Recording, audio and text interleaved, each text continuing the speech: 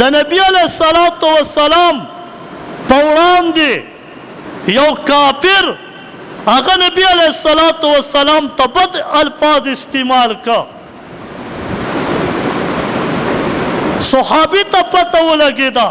توره یې راواخیسته او کور ته خپل پلار پسې ورغې دې ته مینه محبت وایي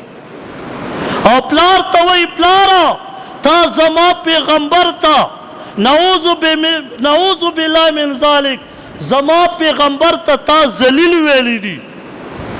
پلاره همدلته ځان ته ذلیل ووایه زما تر وړاندې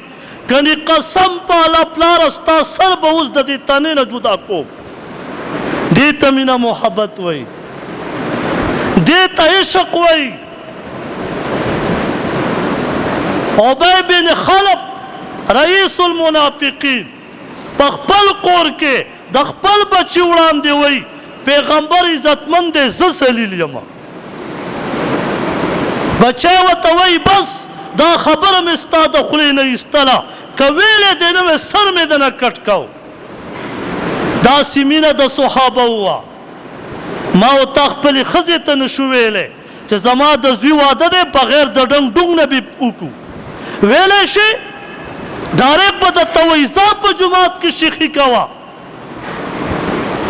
خپل بچی خپل پلار ته نشي ویلی پلار خپل بچي ته نشي ویلی او بوډاګیانې دغه زنانه زما او ستا نیاګانې دا خو پرېږده وی زما د اخري بچي واده دی د زړه ارمان به پرې جوړ